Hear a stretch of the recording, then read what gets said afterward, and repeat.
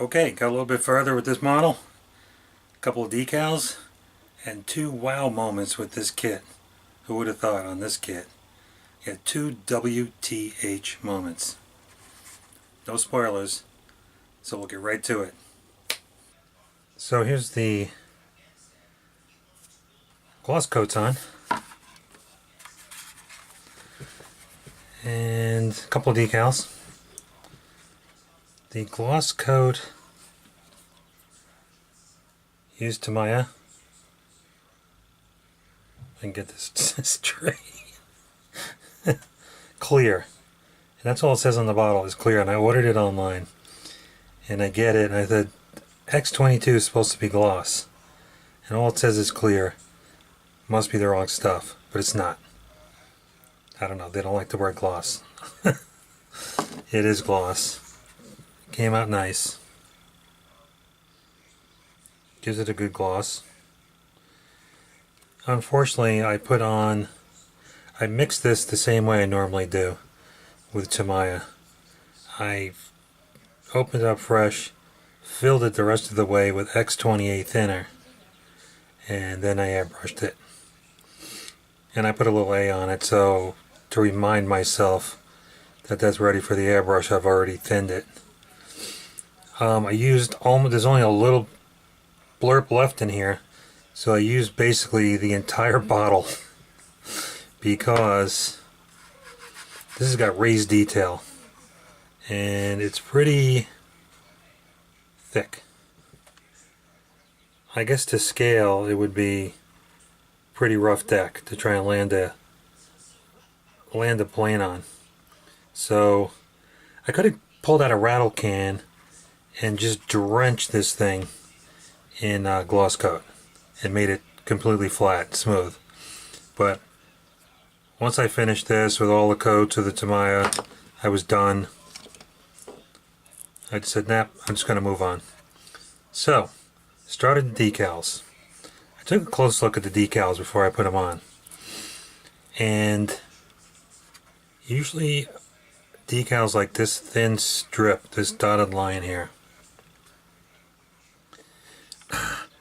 the problem with that would be the backing that's on it. Not the actual paper on the back, but you know, around each decal is a little ghost of clear. And then once you put the decal on, you have to work to make sure that's tight down and disappears. I look at the decal sheet, and these decals, especially like a line like this, there's no ghost around it. The decal itself ends on the edge of the graphics. Some of them it's virtually gone, and some of them it's not there at all, like this one. And I'm thinking, these decals are amazing. I cannot believe this is a Lindberg kit with decals this closely trimmed where you don't have to do it yourself. And then I notice, yeah, it's Cartograph. And I'm thinking, why a Cartograph decals in a Lindberg kit? That is insane. And then I remembered the last video I did, I kind of badmouthed round 2 and I said, round 2 is just re-releasing Lindberg kits and doing nothing to improve them. Yep, that's what I said. So now I have to eat crow. My apologies to round 2 because they updated the decals to Cartograph and put them in with this kit.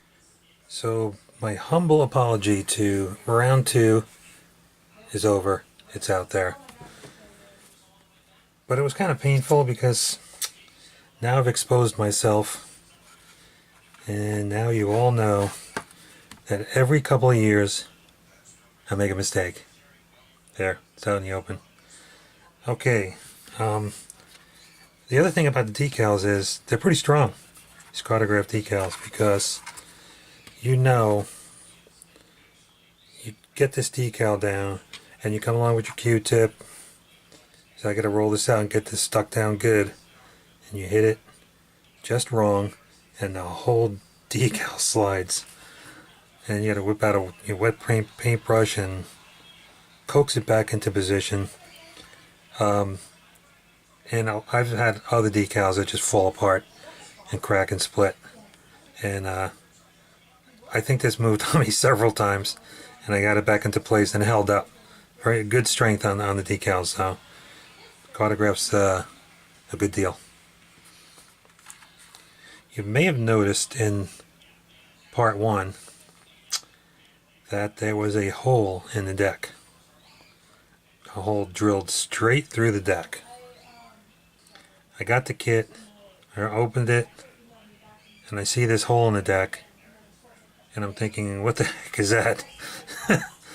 and unfortunately I thought, oh, here we go, I got another Lindberg feature. There's a freaking hole in the deck. So whipped out the instructions, and there's not much to the instructions.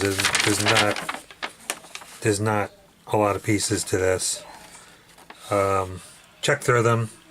No sign of the hole. What to do with the hole. The hole's not even in the illustrations. So I was alright, I gotta get rid of that. So you can see what's left of it. I put a little white glue in there and then painted over it. I didn't put enough glue in it, and it has a little ridge around it, which I could have cleaned up, and I decided, yeah, what the heck. I'll just drop a plane on top of it.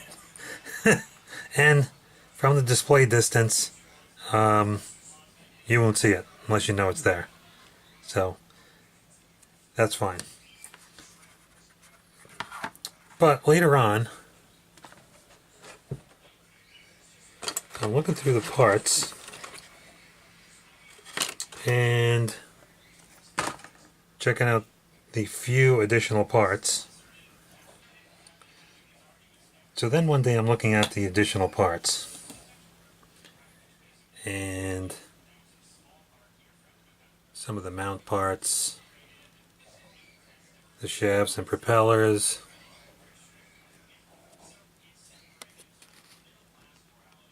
a crane, a helicopter, and I'm like, what is this?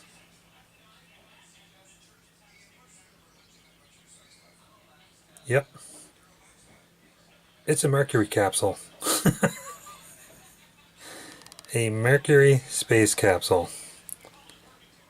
And I'm like, first I'm like, what is that? And I look at the bottom, I go, look, it's got a peg in the bottom. And yeah, that would fit right in that hole that was on the deck. And then I realized it was a Mercury space capsule. So I did some research, and this, according to what I found online, this ship was not involved in any recovery missions for NASA. But I did find that Lindberg makes one other 1/900th scale aircraft carrier, the Antietam, and that was involved. It was on the convoy, or the group of ships that were poised for a recovery for Mercury.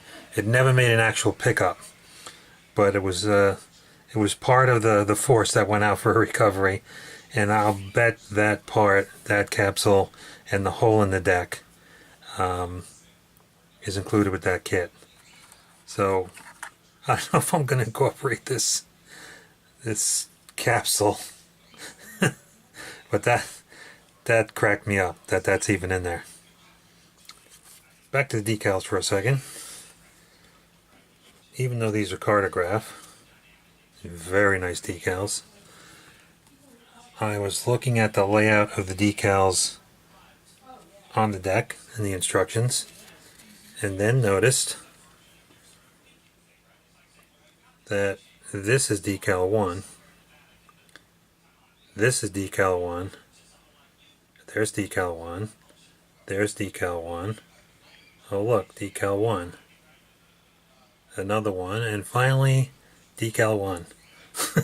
So somebody screwed up in the communication between round 2 and cartograph. So I'm like, oh great, now I got to figure this out, or maybe do research online. But nah, it turns out it's pretty straightforward. It actually those decals turn out to be the real number 1. And then we got 15 or 16 goes here. You have choices. 17 or 18 goes here.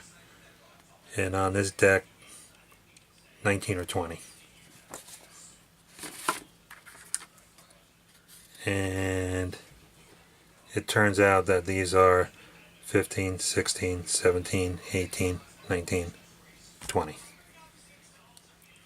But so at first I thought maybe this was a major flaw I found, but it's not so bad. Got the superstructure painted. Did some work on the windows. Did some clear blue.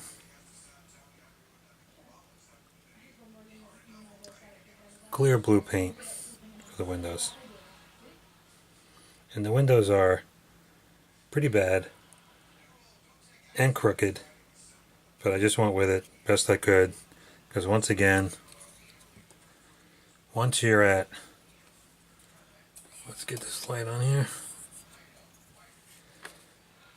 Once you're at the display distance, they look pretty good. So that's cool. Of course, we got a couple of jets to put on the deck. And here we come to the mystery parts. This and this are 2 halves of I don't know what. Doesn't go with the kit. These 2 parts, this whole sprue, does not belong with this kit. Maybe it went on the Antietam somehow. I don't know what this giant tank or whatever it is, but extra parts. Okay, so we'll start getting the rest of the decals on. One other thing on the back of the superstructure. It's supposed to be black right here. It turns out it's kind of like a vent, a smokestack kind of thing, and it has a grate in reality over it. There's no grate in this kit, so maybe I'll try and find a piece of fine screening, cut a piece out and glue it on there for that. Other than that, big step is the decals.